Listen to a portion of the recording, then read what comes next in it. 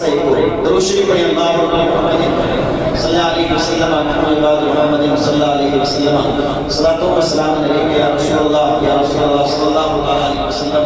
اب جب مشورہ ہوا تو کچھ صحابہ کرام بلکہ اکثر کی یہ منشا تھی، اکثر کی یہ مرضی تھی کہ عمر فاروق اعظم کے بعد خلیفہ جو بنے وہ عثمان غنی بنے۔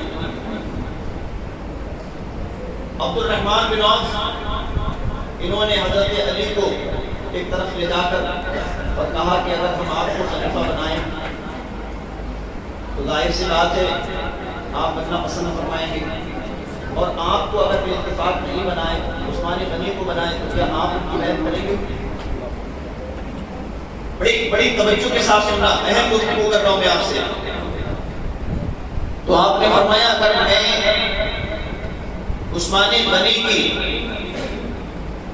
بیعت کرنے کو مجھ سے کہا جائے گا تو میں عثمان غنی کی بیعت نہیں کروں گا، اور اگر مجھے خلیفہ بنایا جائے گا تو میں خلیفہ بننے کے لیے تیار۔ اور یہی عبد الرحمن بن عوف نے یہی سوال حضرت عثمان غنی کو ایک طرف لے جا کر کیا،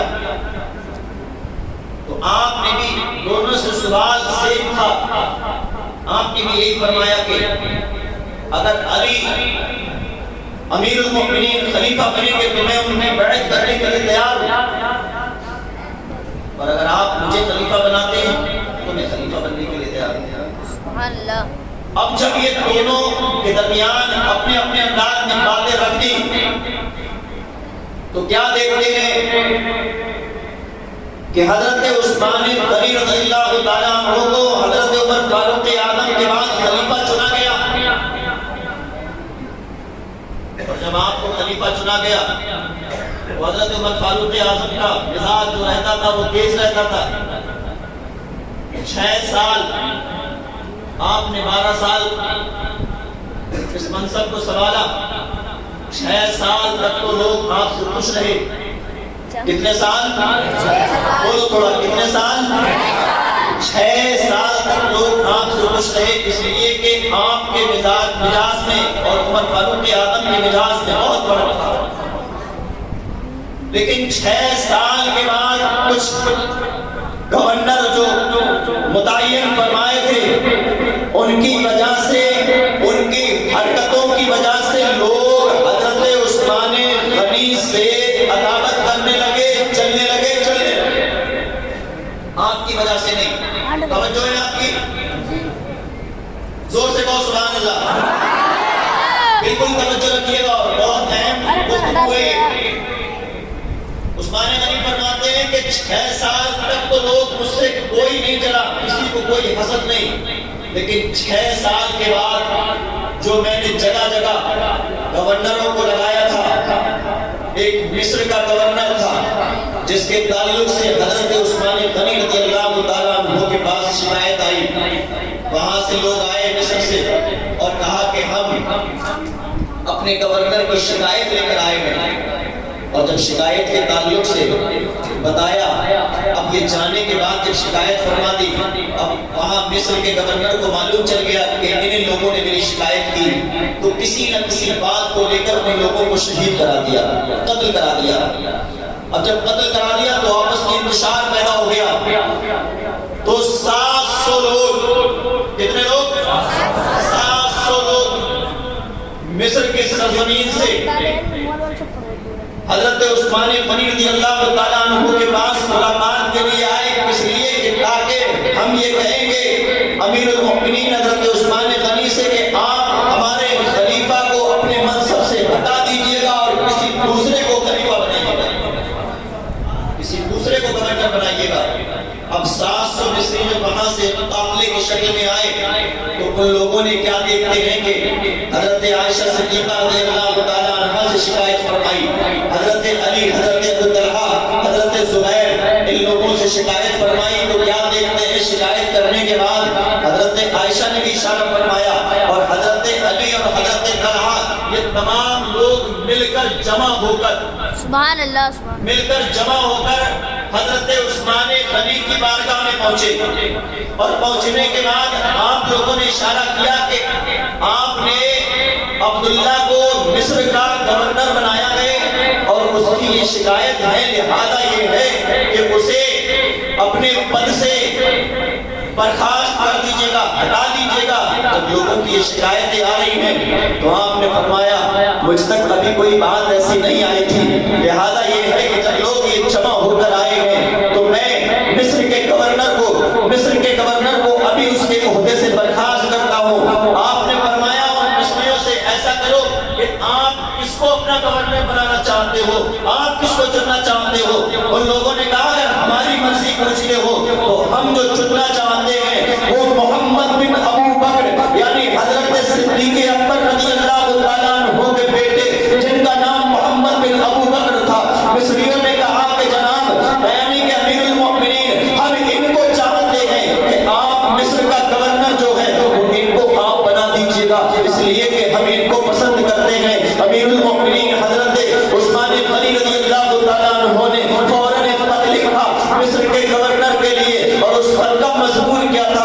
اس خط کا مضمون یہ تھا کہ آپ اپنے عہدے سے آپ کو برخاست کیا جاتا ہے، آپ اپنی کرسی کو چھوڑ دیجیے گا، آپ سے اپنے عہدے کو یعنی کہ واپس لیا جاتا ہے، اس عہدے سے آپ برخاست کیے جاتے ہیں۔ اب پتہ کیا چلا کہ حضرت عثمان غنی رضی اللہ تعالیٰ عنہ نے یعنی کہ خط لکھ کر دے دیا محمد بن ابو بکر ہے، اور 700 مصری کا جو قافلہ آیا تھا مصر کی سرزمین سے وہ تمام کے تمام لوگ یعنی کہ قافلے کی شکل میں مصر کی جانب چلنا شروع ہوا۔ محمد بن ابو بکر کہتے ہیں کہ ہم نے 3 منزلیں پار کی، اور تیسری منزل پر جب ہم نے قیام کیا تو ہم وہاں پر ٹھہرے ہوئے تھے۔ ٹھہرنے کے بعد ہم نے کیا دیکھا کہ ایک جناب والا گھوڑے پر سوار ہو کر سواری پر سوار ہو کر تیز رفتار کے ساتھ ایک شخص جا رہا تھا، ایک بندہ جا رہا تھا۔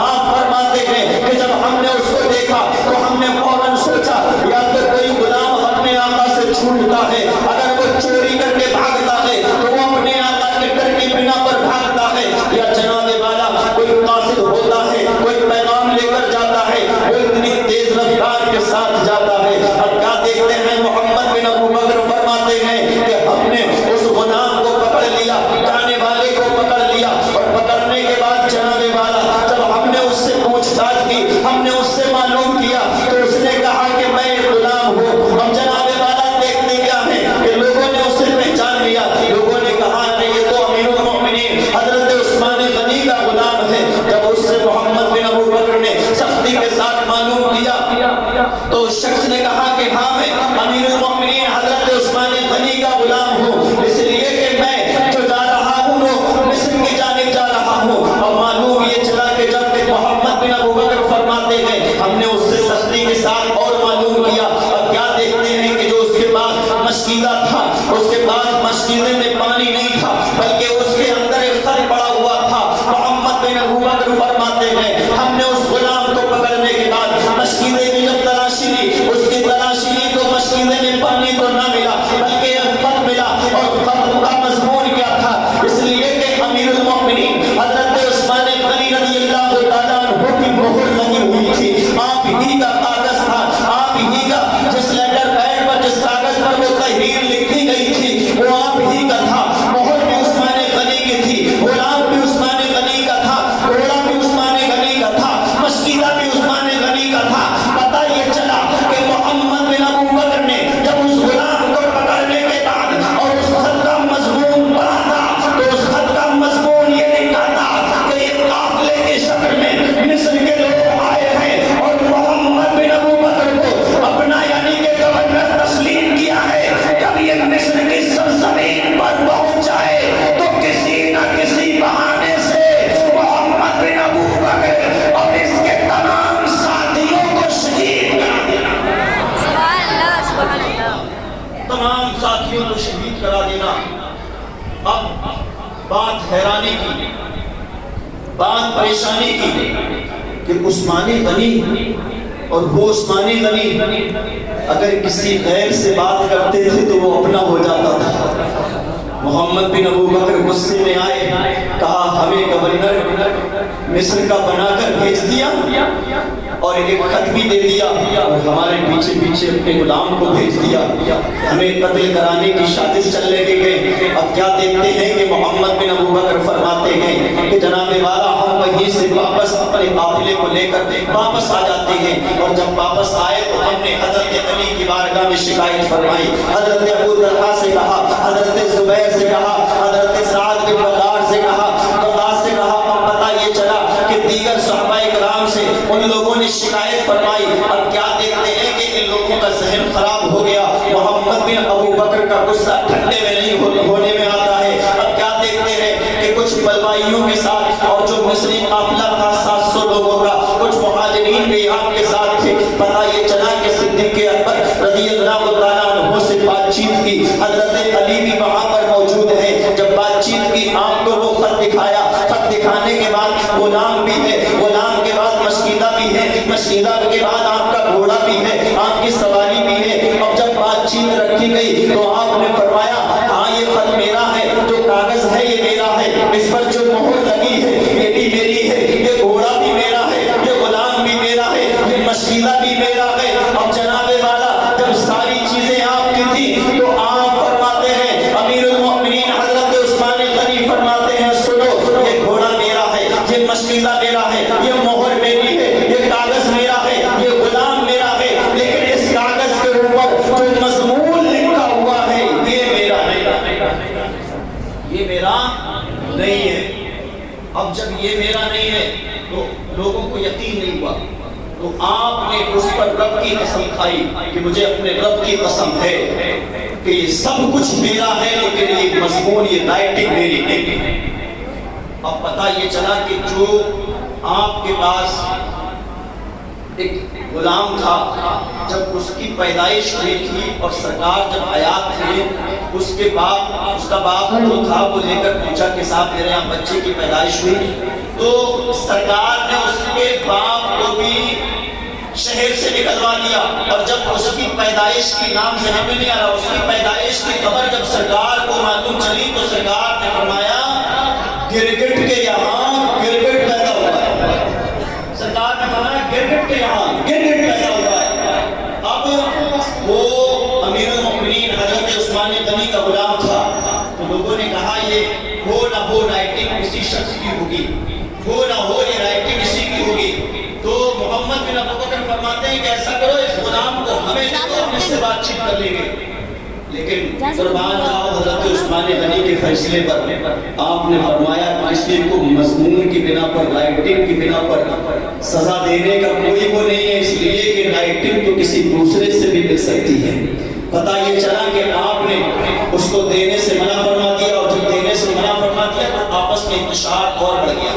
جب آپس میں انتشار بڑھا تو کچھ لوگ یہ کہنے لگے کہ ہاں امیر المؤمنین، یعنی کہ آج تک انہوں نے قسم نہیں کھائی، رب کی قسم کھائی ہے تو وہ سچے ہیں، لیکن کچھ لوگ یہ کہنے لگے کہ باقی اگر سچے ہیں تو پھر وہ غلام ہمیں کیوں نہیں دیا، وہ غلام ہمیں کیوں نہیں دیا۔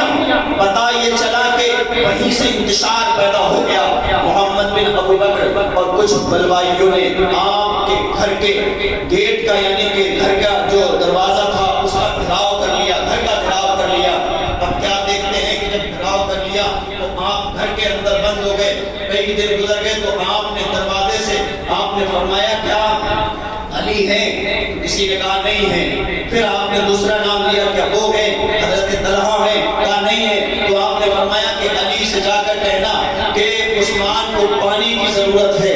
اب جب حضرت علی تک یہ خبر پہنچی تو کیا دیکھتے ہیں کہ حضرت علی نے 3 مشکیلیں پانی لے کر بھیجا، لیکن بلوائیوں نے تیر جب چلایا نا تو مشکیلیں جو تھے وہ ان سے پانی نکل چکا، جیسے تیسے کر کے تھوڑا بہت پانی آپ کے پاس پہنچا۔ حضرت علی فرماتے جب میں نے دیکھا نا ان لوگوں کے حالات کو، ان لوگوں کے نظریوں کو دیکھا تو میں نے سوچا کہ یہ عثمان غنی کو شہید نہ کر دیں، اس لیے کہ بلوائیوں کا دماغ خراب ہے۔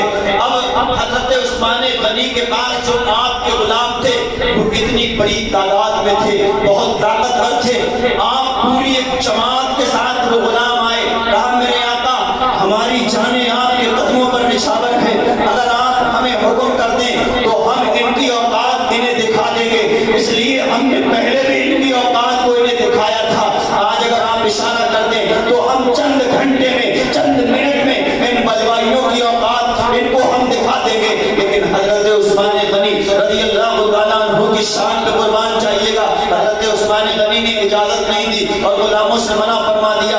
और हजरत फारूक आदम के बेटे हजरत अब्दुल्ला भी पहुंचे और कहा कि हुजूर एक इशारा फरमाएं, एक इशारे के बतौर हम इन्हें गाजर और मूली की तरह काटते हुए नजर आएंगे। उस्मान गनी ने मना फरमा दिया। हजरत अली फरमाते कि मैंने सोचा इन लोगों के दिमाग खराब हैं, बलवाइयों ने जो था वो उस्मान गनी रज़ी अल्लाह तआला अन्हु के घर का घेराव कर लिया। अब क्या देखते हैं कि हजरत अली ने पहरे के लिए जिसको मुंतखब फरमाया, पहरा देने के लिए जिसको तैयार किया, वो कौन था? हजरत इमाम हसन से फरमाया तुम उस्मान गनी के घर के चौकीदारी करोगे, पहरा लगाओगे। हजरत इमाम हुसैन से फरमाया तुम भी पहरा लगाओगे। हजरत जुबैर के बेटे से फरमाया, दीगर और सहाबाए किराम के बेटों से फरमाया ऐसा करो कि तुम अमीरुल मोमिनीन हजरत उस्मान गनी के दरवाजे पर पहुंच जाओ। और पहुंचने के बाद मैंने देखा है कि बलवाइयों का दिमाग खराब है, कहीं ऐसा ना हो कि वो अमीरुल मोमिनीन को शहीद कर दे, कहीं ऐसा ना हो कि वो उस्मान गनी को कत्ल कर दे। जाओ तुम दरवाजे पर खड़े हो जाओ। पता ये था कि अली के नाम से अच्छा लश्कर भी काम दरावता था। मालूम ये चला कि हसन और हुसैन दरवाजे पर खड़े गए, किसी बलवाई की हिम्मत नहीं कि उस्मान गनी के घर के अंदर कोई दाखिल हो सके। उन्हें मालूम था चौकीदारी करने वाला कोई और नहीं है बल्कि अली के शहजादे हैं। और जिस घर की चौकीदारी देखभाल अली के शहजादे करें, मजाल है किसी की। लेकिन बलवाइयों का दिमाग खराब था। मोहम्मद बिन अबू बकर ने जब तीर चलाए तो क्या देखते हैं कि हजरत इमाम हसन के बाजू पर लगा, आप भी जख्मी हुए और दीगर और भी सहाबाए किराम के बच्चे जख्मी हुए। तो मोहम्मद बिन अबू बकर जो था वो चालाक थे। आपने फरमाया अगर मालूम चल गया, हाशमी खानदान वालों को मालूम चल गया तो ये लोग हमसे इंतकाम लेंगे। ऐसा करो कि जो हसन जख्मी हुए हैं, ऐसा करो कि यहाँ इन्हें थोड़ा साइड से कर दिया जाए, हटा दिया जाए, ताकि ऐसा ना हो कि हाशमी खानदान के लोग आ जाएं और फिर वो हम पे जनाबे वाला गाजर और मूली की तरह वो हमें काटते हुए नजर आएंगे। पता ये चला कि इधर बलवाई शोर गुल मचा रहे हैं, लेकिन वहीं पर मोहम्मद बिन अबू बकर और दो बलवाई आपके साथी क्या देखते हैं, एक अंसारी के मकान के यानी के पीछे के दरवाजे से वो उस्मान गनी के घर के अंदर दाखिल हुए। और जब हजरत उस्मान गनी के घर के अंदर दाखिल हुए, अब इधर बलवाई दरवाजे पर है, हजरत इमाम हसन और हुसैन के पहरा लगा रहे हैं। लेकिन अगर कोई मैन दरवाजे से घुसता तो जनाबे वाला मालूम चल जाता कि हाँ कोई आ रहा है। लेकिन बलवाइयों ने चालाकी चली, इसलिए कि बाहर शोर-ओ-गुल जो मच रहा था उसका फायदा उठा लिया, भीड़ का फायदा उठा लिया। मोहम्मद बिन अबू बकर एक अंसारी के मकान से पीछे के रास्ते से छत कूद कर हजरत उस्मान गनी रज़ी अल्लाह तआला अन्हु के मकान के अंदर तशरीफ ले जाते हैं। क्या देखते हैं कि आप कुरान मजीद की तिलावत फरमा रहे थे। सुभान अल्लाह। हजरत राइला जो आपकी शरीक हयात है वो भी मौजूद है। आप फरमाती है कि जब मोहम्मद बिन अबू बकर आगे बढ़ा तो मैं दो बलवाइयों को तो ना पहचान सकी, लेकिन मोहम्मद बिन अबू बकर के बेटे को मैं जानती थी। उसने फौरन ही जैसे ही घर के अंदर घुसा और हजरत उस्मान गनी कुरान करीम की तिलावत फरमा रहे थे, मोहम्मद बिन अबू बकर ने फौरन आपकी दाढ़ी मुबारक को पकड़ लिया, अमीरुल मोमिनीन की दाढ़ी को पकड़ लिया। और जब दाढ़ी को पकड़ा तो आपने फरमाया मोहम्मद बिन अबू बकर से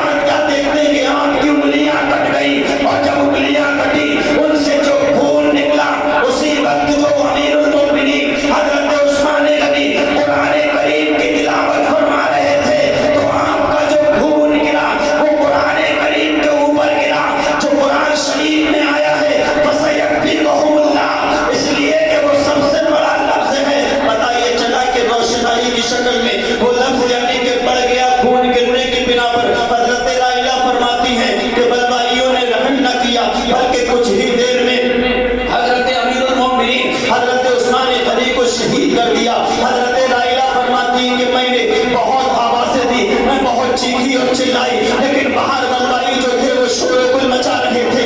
اس کی بنا پر جو لوگ اوپر تھے ان کو میری آواز نہ پہنچ سکی, اس لیے کہ جب وہ امیر المومنین کو شہید کر کے چلے گئے تو میں کوٹھے کے اوپر چھت کے اوپر چڑھی, اور چڑھنے کے بعد کہا غضب ہو گیا, امیر المومنین کو شہید کر دیا گیا.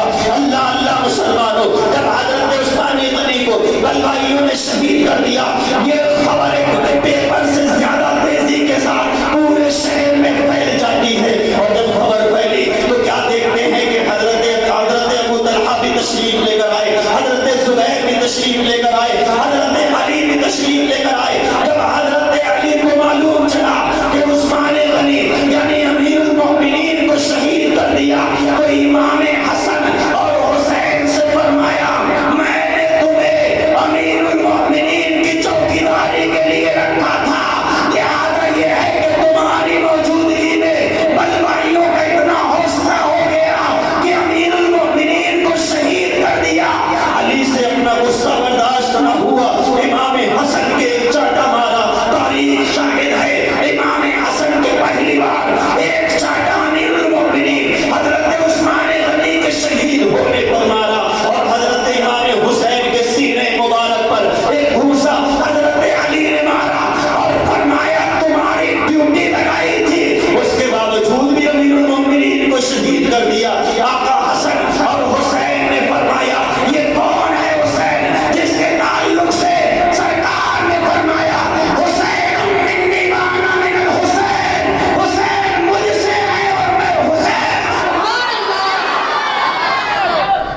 حسین منی وانا من الحسین, حسین مجھ سے ہے اور میں حسین سے ہوں.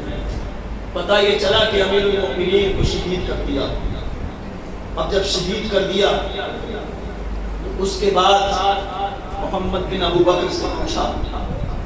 حضرت رائلہ نے فرمایا تھا کہ میں جانتی ہوں صرف محمد بن ابو بکر کو جانتی ہوں, اس کے علاوہ میں کسی کو نہیں جانتی. دو بلوائی اور تھے ان کے ساتھی. جب محمد بن ابو بکر سے پوچھا گیا تو انہوں نے حضرت علی کی بارگاہ میں کہا کہ ہاں میں گیا تھا, کچھ پر بھوت بھی سوار تھا, غصے کے عالم میں گیا